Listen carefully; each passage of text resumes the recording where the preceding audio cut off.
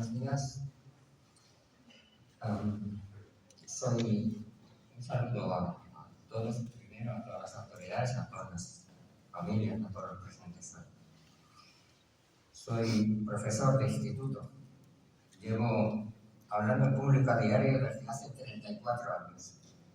Jamás he sentido el menor nerviosismo ante un auditorio. Hoy no es así. Y no es así porque los testimonios que ayer escuché de boca de las familias que acompañan a la mía y que están en este acto son tan íntimos que me veo incapaz de erigirme en portavoz de todas ellas. Sin embargo, sí hay algo en lo que creo que podríamos hablar con una sola voz. Para ello, debo dirigirme al señor fiscal general del Estado. Señor, el artículo 124.1 de la Constitución Española dice que usted tiene encomendada la promoción y la acción de la justicia en defensa de la legalidad, de los derechos de los ciudadanos y del interés público tutelado por la ley, de oficio o a petición de los interesados. Señor, con el máximo respeto, la ley de memoria histórica debe cumplirse hasta el final. Hoy vamos a dejar unas flores sobre la tumba dignificada de nuestros familiares y nos vamos a sentir muy aliviados. Pero en España hay todavía miles y miles de desaparecidos en las cunetas, en las fosas comunes, en los barrancos. Y miles y miles de familiares que tienen derecho a la verdad, a la reparación y a la justicia. Con el mayor respeto, señor, pero con firmeza, le pido que haga cuanto esté en su mano para revertir esta infamia. Y ahora sí, quiero hablar en nombre de mi familia y explicar por qué estoy aquí. Espero que me dé fuerza este papelito. Es, según reza en el membrete, una auditoría de guerra del Ejército de Ocupación.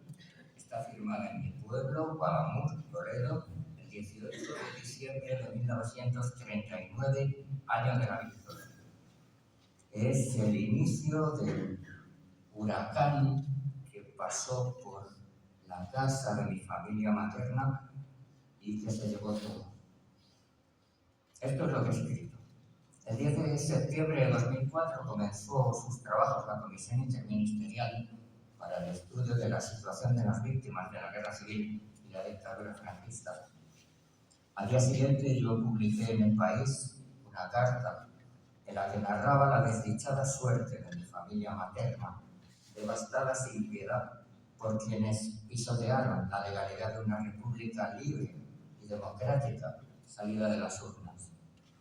Este breve texto resumía la mala estrella de mis antepasados, fusilados unos en las tapias del cementerio de Toledo, como mis tíos abuelos Gregorio y Paulino, cuyo bisnieto Jesús está hoy aquí, condenados a muerte otros, como mi abuelo Juan, presos durante años inacabables, como mis tíos abuelos Alberto y Luis, condenados a trabajos forzados en el valle de Cuelgamuros, como mi tío abuelo Esteban, cuyas bisnietas Marina y Raquel están aquí también hoy, o exiliados de España para siempre, como mi tía abuela Remedios.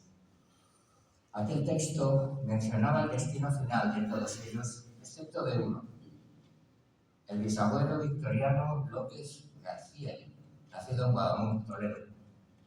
La última persona de la familia que lo vio con vida vive aún. Era una niña, una de sus nietas, prima de mi madre. Y ella todavía recuerda hoy ese momento. Tiene más de 90 años. Es ciudadana de la República Francesa desde hace más de 7 decenios y me conmueve cuando habla castellano porque conserva intacto el acento de nuestro pueblo.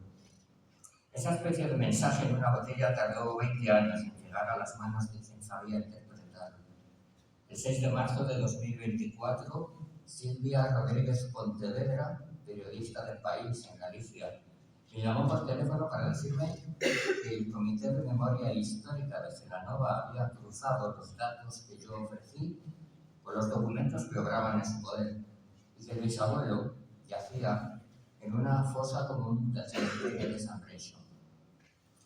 Según aquel estado infame, este anciano de 76 años, viudo y con su familia masacrada, y ahora leo de su expediente militar textualmente, no tenía más oficio que leer la prensa roja para después poner al corriente a toda su camarilla de la marcha de los acontecimientos políticos sociales, procurando envenenar a todos sus hijos, los más destacados criminales de esta villa, para darles instrucciones de los incautos que tenía que asesinar.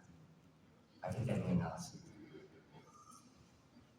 82 años después vine a saber que aquel anciano que la vulgar prosa fascista difamaba sin escrúpulos fue arrancado de su pueblo sin motivo alguno, traído a una prisión remota y abandonado para que muriese a los 45 días de su llegada, no de muerte natural, como miente el registro, sino de tristeza y desamparo, sin que nadie de su familia hasta hoy supiéramos qué fue de él.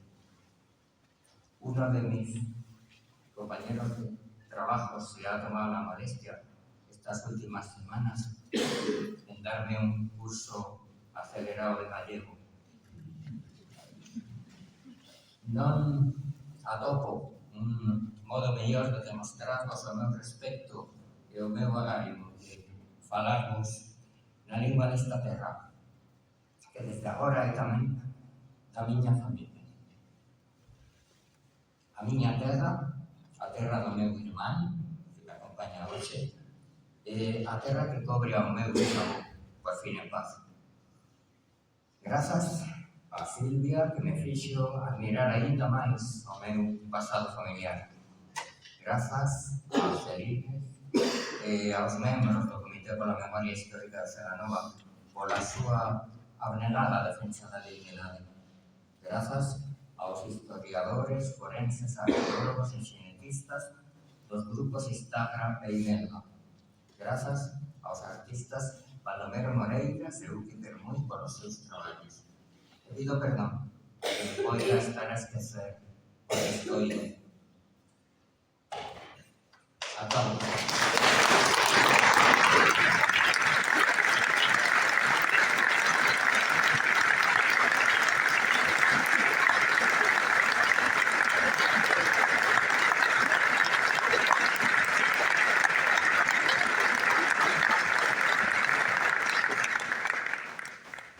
Acabo yo. Me dirijo a mi bisabuelo y lo hago abrumado por la responsabilidad de tener que ser yo quien dé voz a quienes ya no están, especialmente a mi madre.